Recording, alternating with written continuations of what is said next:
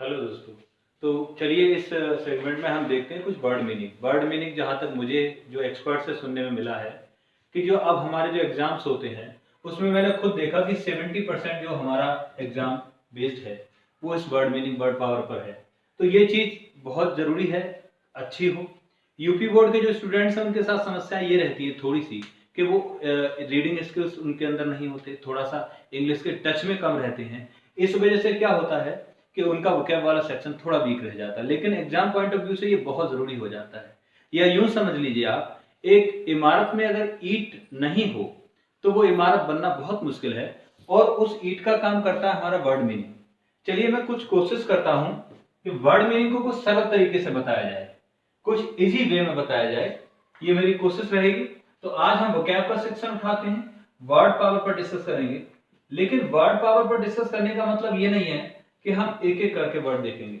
एक वर्ड अगर एक बार में हम पढ़ते हैं तो ये हमारे लिए बहुत लंबा प्रोसेस हो जाता है, बहुत लंबे समय तक एक एक करके शब्द याद करने पड़ेंगे। कोशिश ये रहेगी कि उनको रूट के तरीके से याद करें।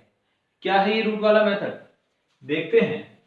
जैसे एक शब्द हमने लिया, आप सब पढ़ के आए होंगे शायद पीछे और पढ़ा होगा। हम देखें थीस्ट, जिसका मतलब होता है ग्रामर में आस्तिक, यानी the person who believes in God. वो व्यक्ति जो भगवान में विश्वास करता है उसको थीस्ट के नाम से जाना जाता है। अब हम नास्तिक के लिए कोई दूसरा वर्ड याद करें, और फिर एक गॉड में बिलीव करता है उसके लिए कोई और वर्ड याद करें, सबको एक साथ याद कर लिया जाए तो बहुत आसान हो जाएगा। तो क्यों ना कोई ऐसी ट्रिक तरकीब देखें जिससे सारे वर्ड्स याद हो जाएं। उसी ट्रिक पर हम रूट उठाते हैं एक, और वो रूट है थियो, THEO। दोस्तों याद रखिए, जहां कहीं ये थियो वर्ड मिलेगा इसका सीधा सीधा कनेक्शन गॉड से, यानी हिंदी में हम बोले भगवान से होगा। समझ जाइएगा, जहां कहीं थियो लिखा हुआ है, थियो मीन्स वो उसका मतलब उस वर्ड का कनेक्शन ईश्वर से या भगवान से है। हिंदी में समझे तो भगवान से। आप समझ पा रहे होंगे। देखिए चलते हैं इससे बनने वाले कुछ वर्ड्स की ओर। तो देखिए इससे पहले वर्ड, जो सबसे पहला वर्ड है इससे बना, अभी हमने डिस्कस किया था थीस्ट। इसको हिंदी में आप आस्तिक बोलते हैं। मैं हिंदी में भी एक्सप्लेन करता चलूंगा, लेकिन जहां तक मेरा जो अनुभव है, वर्ड को अंग्रेजी में ही याद किया जाए तो ज्यादा फायदा रहता है। ये किसी भी कंपटीशन में आपसे हिंदी में नहीं पूछा जाएगा, ना बैंक में, ना SSC में, किसी अदर एग्जाम में आप जाएंगे हिंदी इसकी नहीं पूछी जाती। सिर्फ इसका वन वर्ड में ही आपसे पूछा जाता है, या एंटोनिम सिनोनिम्स में कई बार पूछा जाता है। तो वन वर्ड की बात अगर करें तो इसका मतलब है द पर्सन, एक ऐसा व्यक्ति, द पर्सन हु बिलीव्स, यानी जो विश्वास करता है, हु बिलीव्स इन गॉड। अब आप समझ सकते हैं, ईश्वर में विश्वास करने वाला व्यक्ति, एक शब्द में बोले हिंदी में तो आस्तिक।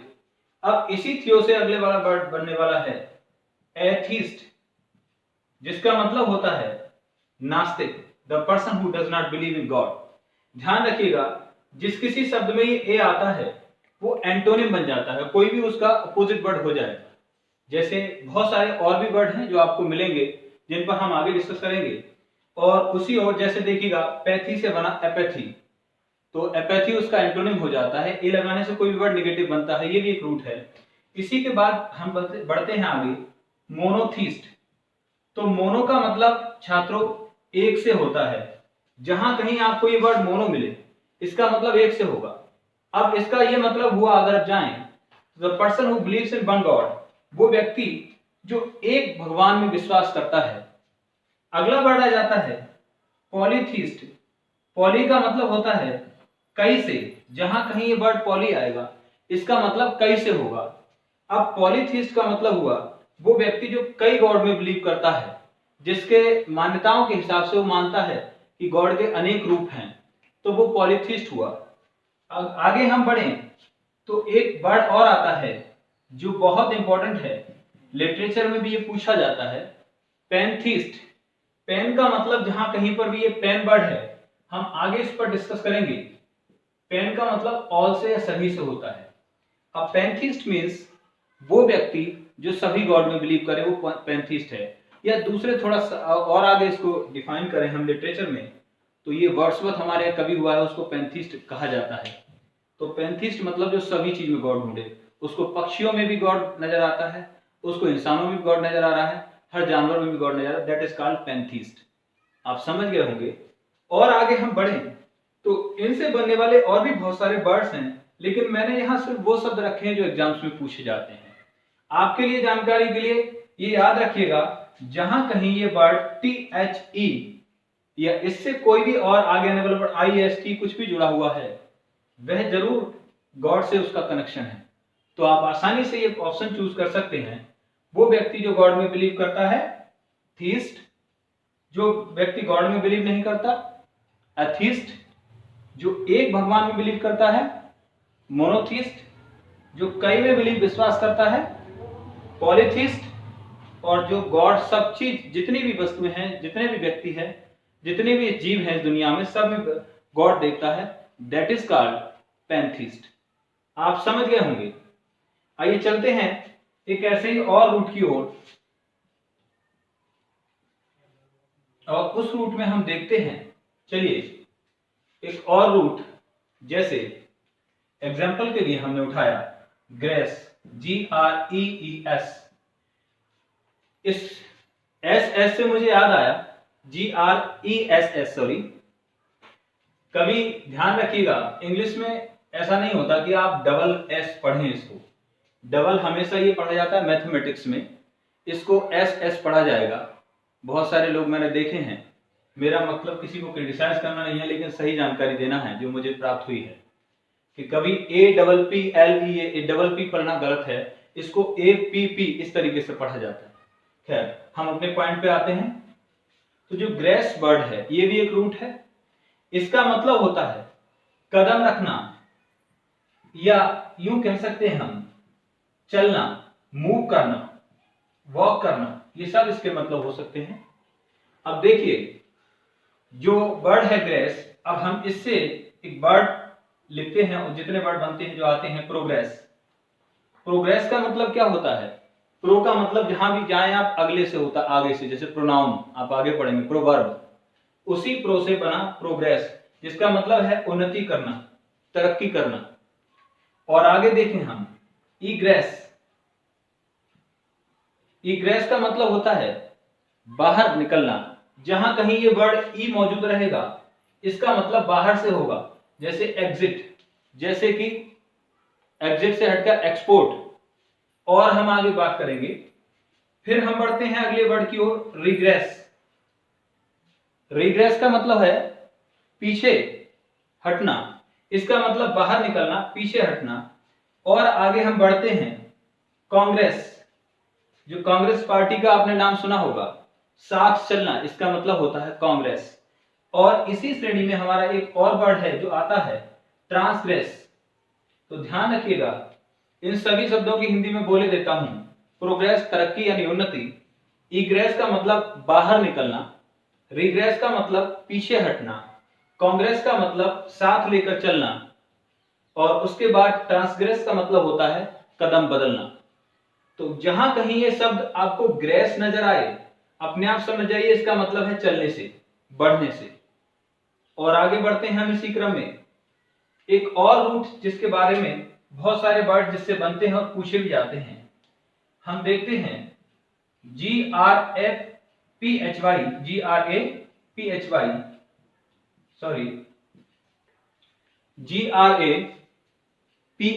ग्राफी, या यूं कह लीजिए ग्राफ। इसका मतलब होता है लेखन से, राइट।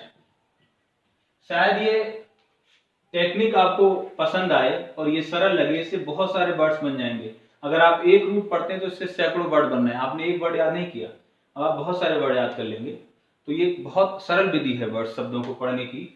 और अगर आप पसंद करते हैं तो मैं इस पर अगले और चैप्टर्स देखूंगा और वीडियोस बनाऊंगा।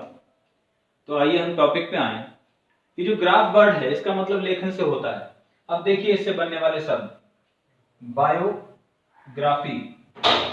तो बायोग्राफी पे हम जब बात करते हैं, बायोग्राफी का मतलब हुआ, बायो मतलब जीवन, बायोलॉजी, और ग्राफी का मतलब लेख से, जिसको हम जीवनी कहते हैं। किसी लेखक आदि की आपने हिंदी में भी जीवनी लिखी होगी, बायोग्राफी।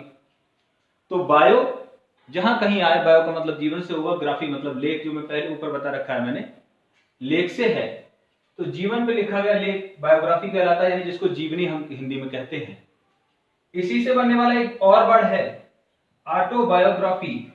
अब देखिएगा, ऑटोबायोग्राफी, ऑटो का मतलब स्वयं से होता है, खुद से होता है, तो ऑटोबायोग्राफी का मतलब हुआ आत्मकथा।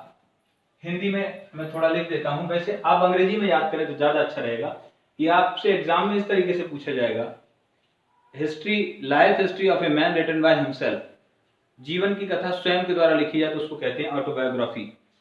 और इसी क्रम में हम आगे बढ़े तो एक वर्ड है कार्टोग्राफी।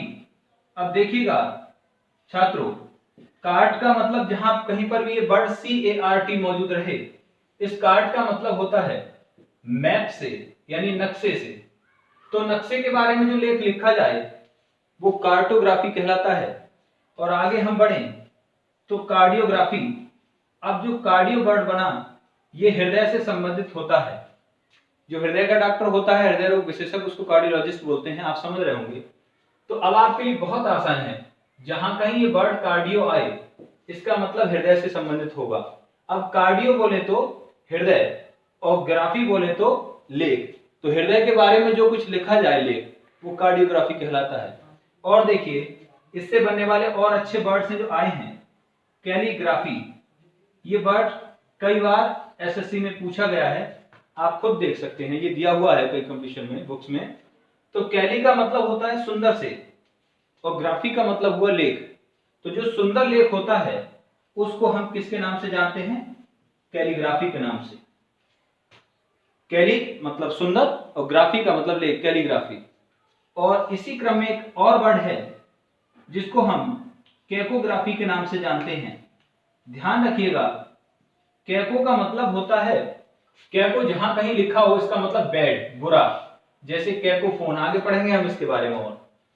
तो कैको का मतलब बुरे से हुआ और ग्राफी का मतलब लेख। अब बुरा लेख यानी खराब लेख, खराब हैंडराइटिंग, उसको आप किसके नाम से जानते हैं? कैकोग्राफी के नाम से जानते हैं। तो ये वर्ड जो आपने ग्राफ याद किया, इससे बहुत सारे वर्ड्स आपके पास आ गए। ये वो वर्ड हैं जो बहुत ज्यादा आते हैं, मैंने और भी वर्ड्स इससे बनते हैं। बायोग्राफी यानी जीवनी, बायो का मतलब जीवन से होता है। ऑटोबायोग्राफी यानी आत्मकथा। कार्टोग्राफी मैंने बताया, पूरा वर्ड मैंने हिंदी में नहीं लिखा है, आप समझ जाएं, अंडरस्टूड है, उसमें लिखने की जरूरत नहीं है। कार्टो का मतलब किससे होता है? नक्शे से, मैप से।